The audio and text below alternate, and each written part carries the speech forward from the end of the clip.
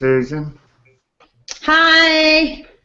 Hi, Jenny. Hi, everybody. We are live, and this is the Interior Design Community, and we're here to talk about Architectural Digest show and all the amazing hot trends we saw there. We're so excited. Now, if you're watching on YouTube, make sure you subscribe because we've got lots of these great shows coming. But I'm going to introduce you to our moderator team. We actually had 4 of us live at the show, and we were tweeting and Instagramming and giving everybody lots of the great stuff that you can find at the Architectural Digest show. But we're here to tell everyone about the trends, the overall trends we kind of saw from the show. And first, let me introduce Susan Sarah. Hi, Susan. Hi, Lori. Hi, it's a pleasure to be here. Tell us a little bit about you, of course. Watching on YouTube, make sure you subscribe because somebody is playing the video in the background. But I'm going to introduce you to our moderator team. We actually have... Okay, good. We'll edit that out. Unmute yourself, Susan, and why don't you tell us a little bit about what is, your business right now. I know you've had a recent little shift, too. Sure thing. Just in a nutshell, I am a kitchen and bath designer, a certified kitchen designer for many, many, many years. Love kitchens. They are the heart and soul of the home. So I'm very involved in the kitchen industry. But I also am an importer of Swedish rugs, and my website is called Scandinavian Made. So check it out. I go there. I go to Sweden. I pick out these amazing rugs. I bring them back, and here they are. So that's a little bit about me. I noticed, though, one of the things I was kind of surprised about at the Architectural Digest show was how much kitchen stuff there was. And it must be like heaven for you, right? Oh my gosh. You're a New Yorker, right? And so it's got definitely the New York vibe for sure. And lots of great kitchen stuff. I mean, but you know what's great about it is that it's mostly on the higher end. So that's even more sexy and, more delicious and lots of high-end product. And it's actually a very big area, good representation of the best, sort of, close to the best of the best. So I have some treats to show you later on. And do you want me to talk a little bit about what I saw now, or we should do the introductions? We'll go on, but I was surprised by that. You know what I mean? You go to the Architectural Digest, and I mean, I'm a big follower of AD. I have the magazine. I get it. I pour over every page. So. And of course, kitchens are represented, but I didn't expect it to be as large a portion of the show as it was. And it really is, and it's known for that now. Within the industry and within the kitchen and bath industry, it's a must-do show, and also within the design industry as a whole. So, yeah, it has a very big presence. Yep. Okay, wonderful. Now, next I'm going to introduce Jeffrey. I think you're muted, but if you hit the red button, you should be okay. Let us know a little bit about you, Jeffrey, and your business. And you had some special stuff going on there in New York, huh? Well, I'm Jeffrey Johnson here in Dallas, a designer and also a moderator to inspire everyone in the design community. I had a blast at an AD home show. I cannot wait to share with everyone. Yeah, and you were there with you also have a business partner, sort of, or somebody that you're working with a little bit, and that was kind of exciting. You have a new, like an app that's being developed that you're helping from the designer standpoint, help develop. I think that's amazing. It's really, really exciting. It's called Roomor.com. It's ROOMORED.com. What it is an iPad app. Allow designers to go to the client's home. Let's just say pick a family room, where you take a snapshot of each wall of the space of the room. And we send it off to our 3D model group, and they do all the 3D modeling. And then they come back to you, and then you can start drag and drop all the furniture in the space, and we'll give you a complete look of the space. And it's great for clients to be able to visualize exactly how the room's going to look. And we've got some really, really exciting things that's coming up, but we can't share right now. But hey Jeffrey. you know, the whole purpose was to go out to AD Home Design Show because, you know, we're bringing designers on board, and we want to make sure that we pick the right manufacturers that designers would use. And so that was really, really exciting to get to meet all the manufacturers there, and especially in the made section where Yeah. you have those individuals. I was blown away. Yeah, we have an Instagram following that is, by the way, we love interior design community. We love our Instagram following. So visit us at IDC. Oh, actually, it's Interior Design Community on Instagram. But we had a lot of the designers that were in that section just pouring over. It was just drool-worthy posts. You know, I mean, come on, drool-worthy posts. Hey, you know, Jeffrey, I just want to jump in and tell you that I spoke to I don't remember his name, but I spoke to the person today on the phone, and I have not seen anything else like it out there. Wow. There's nothing else like it, and it's just the next level, like 10 levels up for visualization, for help, and that's all I'm going to say. Wow, that's actually, you should be writing that down, cool. Jeffrey. That's a testimonial right there. Okay, next we have our Jeannie Chung, who is our trends moderator, and we had to have her because this is a trend show. So Jeannie, tell us about your show. You're muted, so make sure you're unmuted. Red mic at the top. Nope, it's the red mic at the top. Can you hear me now? Yes, we can. Okay. All right. My name is Jeannie Chung, and I'm an interior designer based in Pasadena, California, which is a suburb of LA. And I've been practicing interior design for the last 2.5 years, and I've had 20 years experience in fashion design prior to moving over to interiors.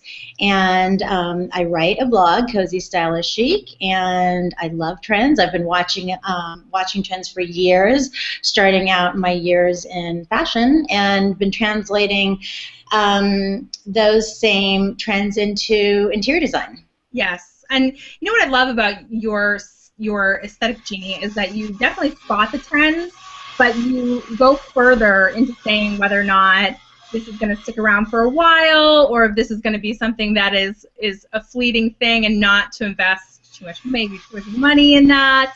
Yes. You really take it very seriously, which I love. No, I do take it seriously. I mean, I love watching what's going on. I love looking at all the little details, not just from a macro point of view, but also from a micro point of view. Yeah. I follow your articles, and I definitely, with Interior Design Community, we share them because the High Point articles are fantastic, and you're always giving the best stuff. So we all were excited to see each other, right? We went to the Modernist 5-year party. That was so fantastic. You had a view of New York City. It was like everybody that we love at the show, and that was a great way to kick it off. And then it was crazy the next day. It was like Thursday was like the day you had to see everything for me. And it was action-packed. What were some of the very first things that you were opening your eyes, Susan? Oh, I don't know why, but I noticed a lot of the flooring. I looked to see, I guess because it's an element I look to in the booths, in the kitchen booths, to see where are they going with flooring. Because they don't all have full kitchen displays, but they all have to have a floor. So it's sort of an early indication of what they're all thinking. So I don't know if that makes sense, but I have some pictures maybe we'll get to later. And of course, we're still with the, grain is apparent in the wood floors. They're lighter shades. They're warm. I still see gray, but I think it's much warmer, sort of a beigey gray in the floor. A lot of booths had this flooring. And of course, we have precision cooking.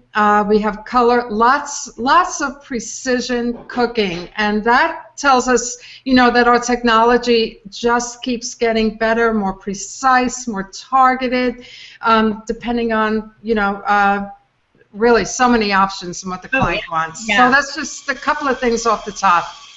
Now, how about you, Jeffrey? Because you were there with an app company, were you looking at for technology also right away and see who's linking up tech? Jeffrey? Yeah, what I was doing mainly is we were just looking at the overall, just kind of see what's out there. But I tell you what, Lori, just going back to the May section, I just cannot, Say enough. be so inspired. I mean, I'm going to give you one, just like one of them is going to be made by wood. They're pandas. But I would have never thought it was wood. But it was actually wood. And I was blown away. It was muted, matte finish. I mean, it was just very subtle. And I thought, wow, because you always see shiny things, especially over the kitchen island and all that. But I thought, wow, what if they use that in the kitchen? Someone that just wants to really soften the kitchen. Oh, yeah. Subtle. I think that's a great way to do it. Now, there's another company called Du Bois Collection. They're Detroit-based, and their table was phenomenal. I mean, it was metal-based, but it was engineered. The guy had an engineering background, so he was very thoughtful in that process, and this amazing wood that he used for the top base.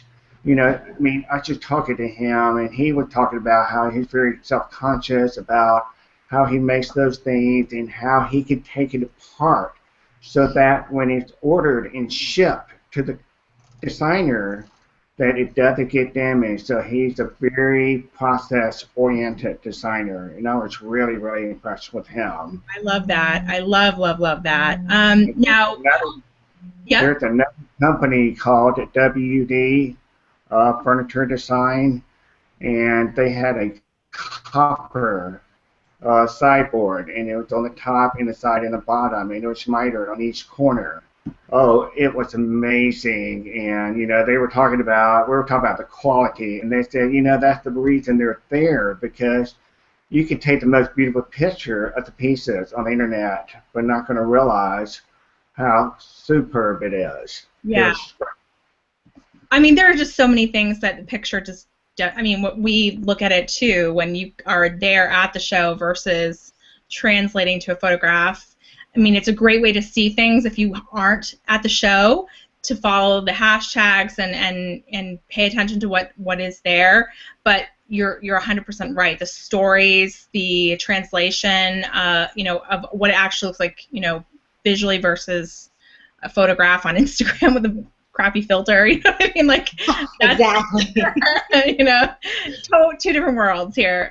Jeannie, tell us now our trends first, and why don't you tell us what you were first noticing? Well, there's nothing like seeing everything in person. You're absolutely right. As much as I love walking around and taking pictures and posting them on Instagram, I mean, I couldn't do it fast enough because there was so much to see. But in terms of trends, metalworking I think is really, really important. We're seeing cast bronze. There's acid-treated steel finishes. There are, there's a company, Legrand, which collaborated with Hubbard and Forge, and they're using the same forged metal finishes in their light switches, and they're pairing them up with the light fixture. So light fixture and light switches are going together. So a lot of metals, and not only mixing of metals, mixing of woods, different woods. So you don't necessarily have to use the same type of wood in one piece of furniture. There's a lot of patchworking going on, especially the higher end lines. Right.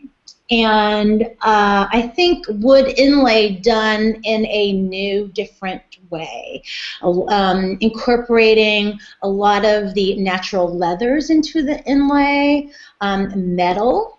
I'm seeing metal inlaid in wood. Again, let's see. Going back to wood, a lot of lighter finishes. Definitely finishes are a lighter, a lot warmer, where the grain's visible and accented, whether it's cerused or any other type of finish. That's real life. We're all live. Yeah, right? So let me think, what else? I mean, there's just so much to see. There was. And we had some great members, too, in the community that were there. I mean, of course, we saw Modenis, which is, like, we just love, everything that she's doing. And she had a great selfie contest. We were part of KB Tribe, and we kind of went through Blue Star Cooking. And there was a bunch of, we went, over through the different booths that she had for KB Tribe. And then we went to, of course, cabinetry, which I actually had a great conversation with one of the designers that works for them, and we'd love to have him on because he had the coolest philosophy, and he's, just talking to him was just so much fun. He said he doesn't design because he wants to, he designs because he needs to, and I was like, oh, you're the best. I love stuff like that. It really impresses me. So, and plus the whole booth was fantastic. And so, what do you think was? Let's stay for a second in the kitchen area. And you told us a little bit about the woods and a little bit about what you were seeing. Was there anything else, like any sort of in technology that you were seeing that you think is something that consumers should be aware of and designers should be aware of? Well, actually, in terms of kitchens, if I could step away from technology for just a minute, what I did see that was, we don't have the death of the white kitchen. I mean, several displays were white kitchens. But what was interesting is that there's a new take on tradition. You saw that in the Rutt booth, and you saw that, I forget the other booth too, but there's still a traditional influence and inspiration, but the details are much more crisp and not even tailored so much as a little bit modern nuanced. So you have this bridge of, I see. Let me start with this slideshow. Nothing is going to describe this as well as some. Sure, I'll just go ahead. I will. Why don't you bring up your slideshow because? Yep, and I'll just go through it right. Yeah, here we go. Okay, so yeah, first this is Thermador. This is Thermador booth, and this is steam convection. So that's sort of what I mean. Everything is flush and built in. This is Thermador refrigeration, and super built in, super flush. Here's a beautiful tile backsplash. Please, everyone jump in too and tell me what you notice. Technology, steam is a big player with a lot of brands. They're making it easier. It used to be that the dashboards on the ovens were very difficult to figure out, but they're making it a lot easier. This is Bosch around the corner. Beautiful. You would think it was the highest luxury brand, and Bosch is an aspirational middle upper, more upper, but not super luxury. Gorgeous, built-in, affordable, really beautiful. This is the Bosch refrigerator closed, super built-in. What is affordable, out of curiosity? What is affordable? Yeah, just what would you say is affordable? Oh, I don't have a specific price, and I don't want to give you the wrong numbers, but I can tell you they're positioned in the, upper but not luxury segment. And here are some new ovens with side handles, which are beautiful for Bosch. Also, here's another one, again, super built-in. Now, I'll tell you this, that I learned from Bosch in California. they have a new line out for small appliances, 24-inch appliances. This is an 18-inch dishwasher. That is a little more luxury than your typical 18-inch dishwasher. So there's a need for this in single homes and apartments, so on and so forth. Here's a floor that I took. Again, these are the Bosch ovens side by side, which is a European type of installation. Now here is a grill that you can put on Bosch's induction cooktop. Love, love. Yeah. Again, here's another floor. I'm taking pictures of the floors. Here's the Freedom cooktop by Thermador, where you put a pan, any size pan, anywhere on the cooktop, and it will pick up the heat. I want that. I do too. I do too. And here's some beautiful wood flooring. Smeg, we love Smeg. Love Smeg. This is another booth, and look at the flooring. Not a ton of grain, but just just enough. Decton, which we love. Decton is very high performance, up to 1200 degrees. It will take beautiful colors, high performance. Another floor, wine refrigerator. Okay, so here's an example of this. Maybe Rudder, maybe something else, but the point is, it's a crisp, white kitchen. That is, this is right. Yeah. Now look at here, and you'll see the panels, and then the next shot, it's a sliding panel. Yeah. Oh, yeah. I saw that, and I mean, the details in the rep booth were like. Yeah, the point is very big access, very good access. Again, flooring in a whole other booth. I believe, I'm not sure which one this is. I know it might be Smeg. And here we go. I mean, color. Smeg is not on Instagram. I was kind of bummed. Yeah, Smeg. gorgeous, big chill, retro. How about displayed refrigerator? As a print person, I love that. So. Yep. Now, I'll tell you something. Blue Star had this fabulous refrigerator. If you look at that, it's a roll-out shelf. It's not a drawer. It's a roll-out shelf. So you can put your big baking pans on it. Right. Wonderful storage. Appetizers. You could put that old tray on there. Yeah, I love that. Yeah, French door oven. So this is a commercial type, but with the technology dashboard and with the French. One of the interesting things they said at Big Chill, at Blue Star, was that they could do, and Big Chill and Blue Star are the same. They're owned by the same company, correct? They can take any Pantone color and paint appliances any Pantone color, which I thought was interesting, because instead of, people sometimes want their appliance to be a pop of color now, and I think it's really smart to, instead of picking, and of course they had the Pantone colors of the year recently, but I wouldn't pick necessarily for an appliance a trend color, but if you had your that one color that's your favorite color, you're not going to hate it. Yeah, it just takes a lot of thought, and it's available, and you need a professional designer to integrate it in a smart way.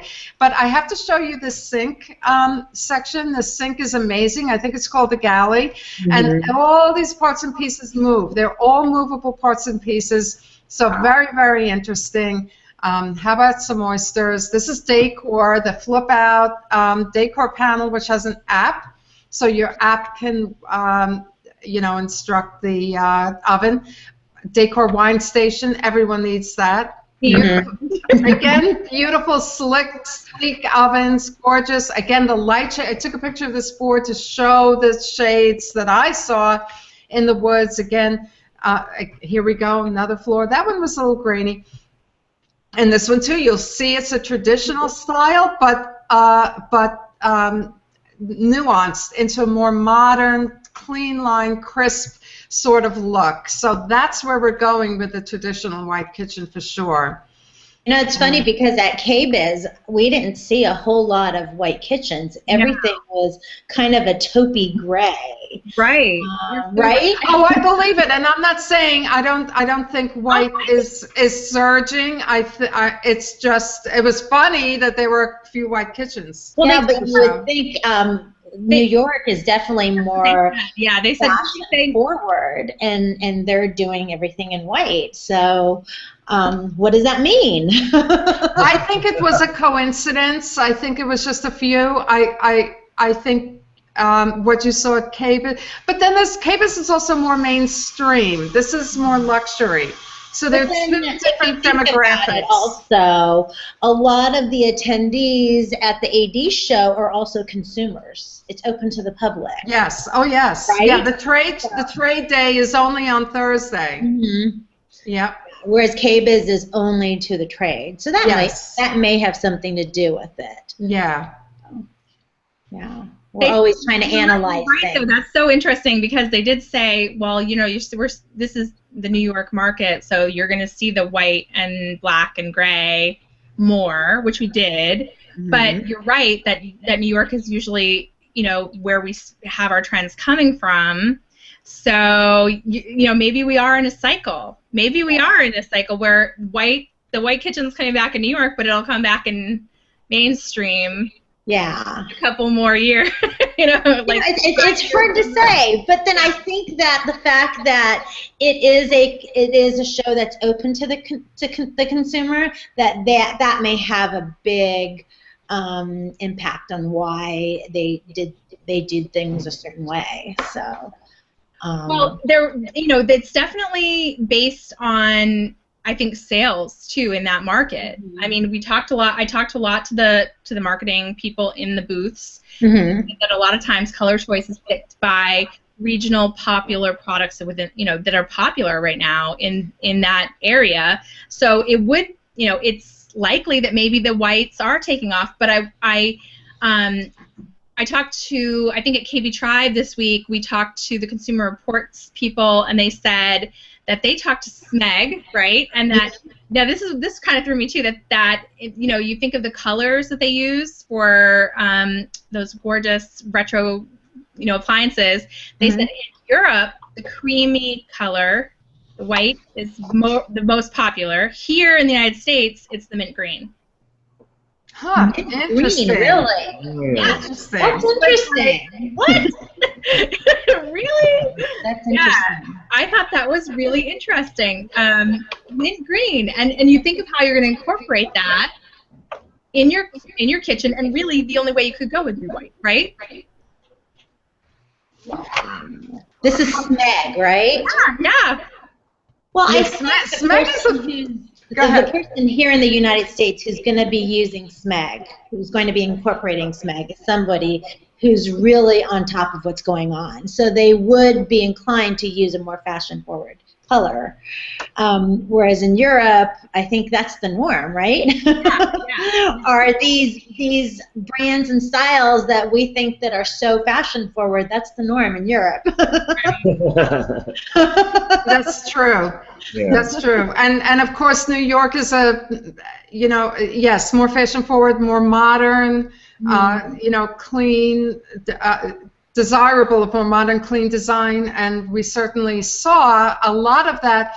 And even in the woods, I didn't see a whole lot of texture, and I wonder if that's again because of the New York market, a little bit, a little bit quieter, not so busy, more upscale in feeling. Yeah. I feel you can have clean, right? You can have this natural look, but to have a quiet grain and have it be upscale.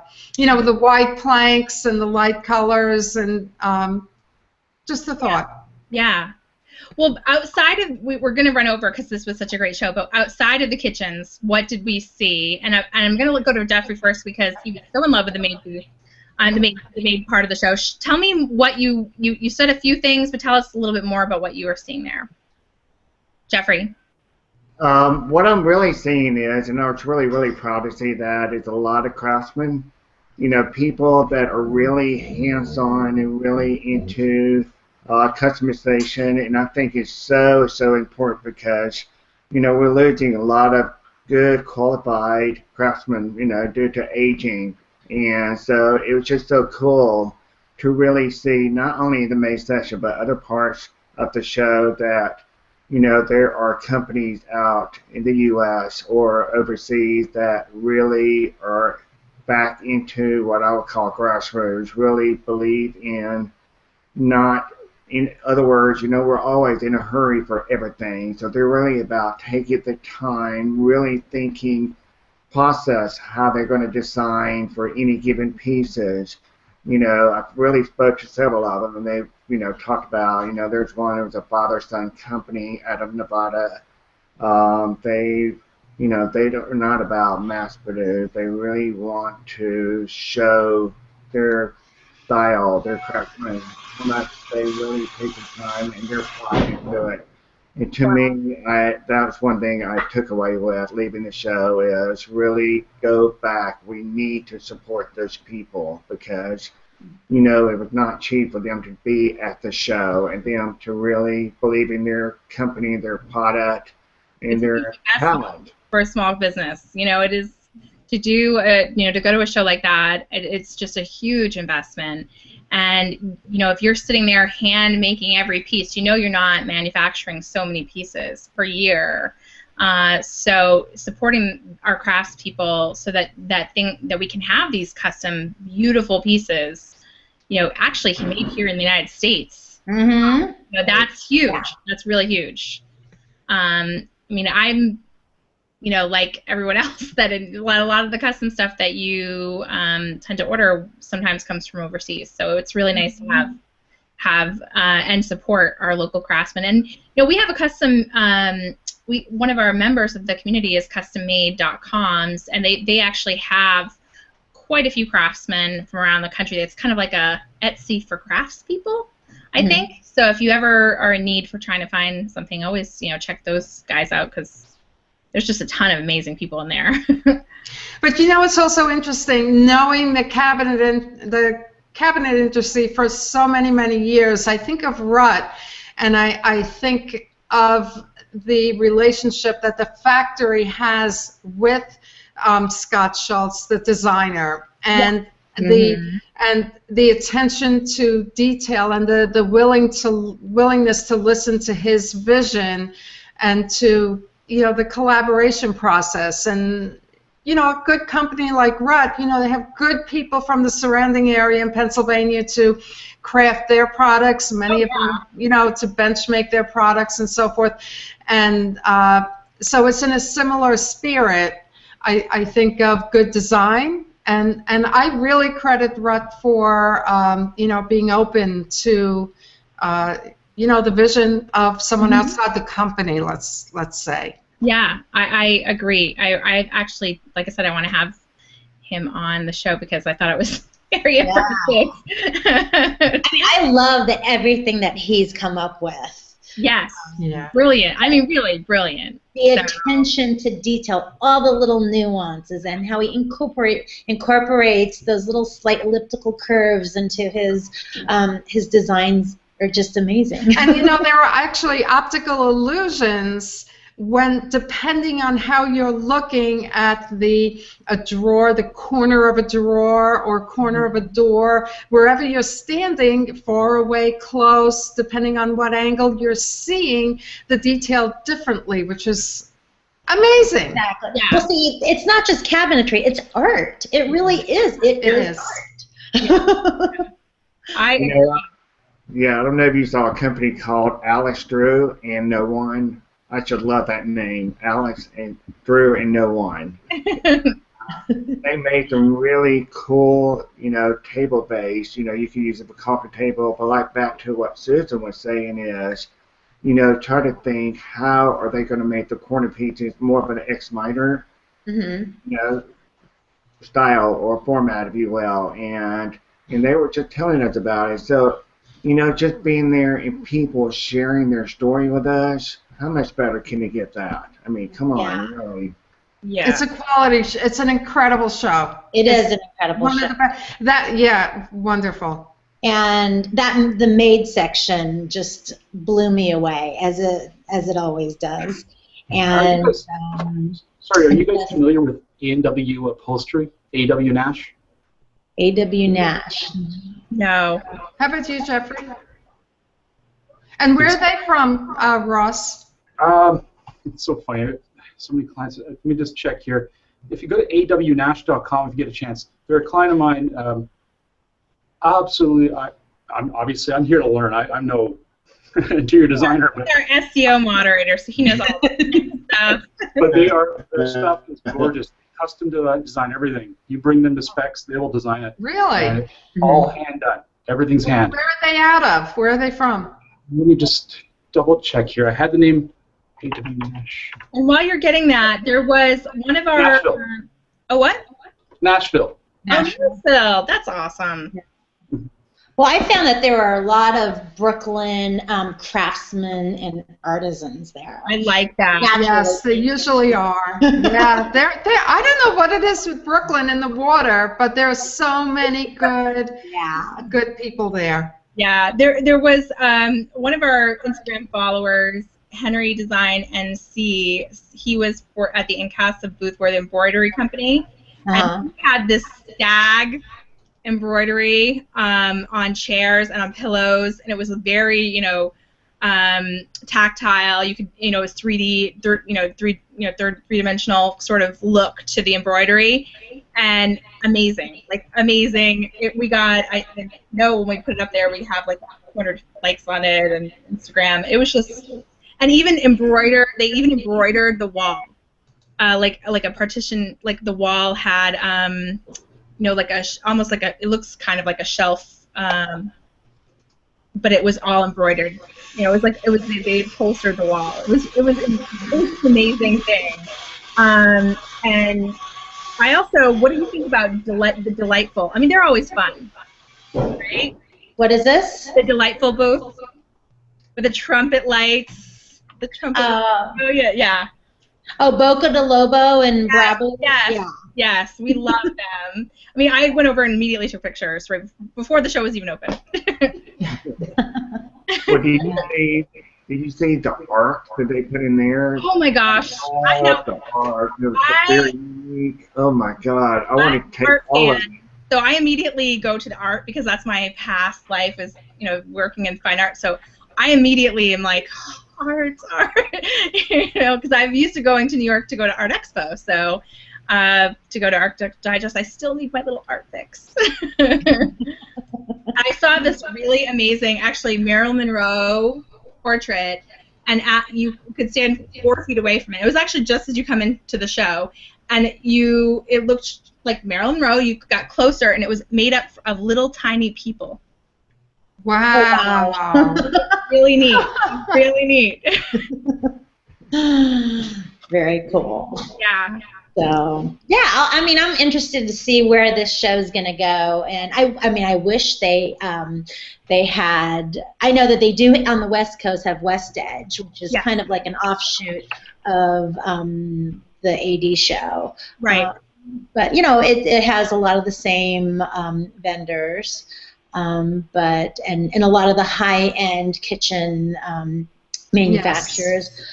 But yeah, they do have a little ways to go before they reach the magnitude that the Arch Digest show has. Yeah, and I think it's just from watching West Edge. Because I haven't been yet, but I watch it quite a bit. I think it's these sections and having the events that they have. I mean, it's a way to go, but it's amazing. And DIPA did you get to go tour through DIPA, everyone?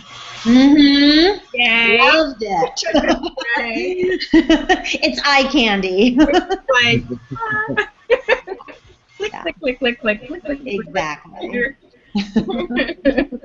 And amazing tablewares, and for such a good cause. So those are we're going to have to wrap up our show because we went a little bit over, but we wanted to give you some of the hot trends from the Architectural Digest show. I think we hit them, don't you? Everyone? Yeah? All right. Well, expect to see more, and definitely subscribe to our channel and visit us on interiordesignCommunity.com. Thanks, everyone. Bye. Bye.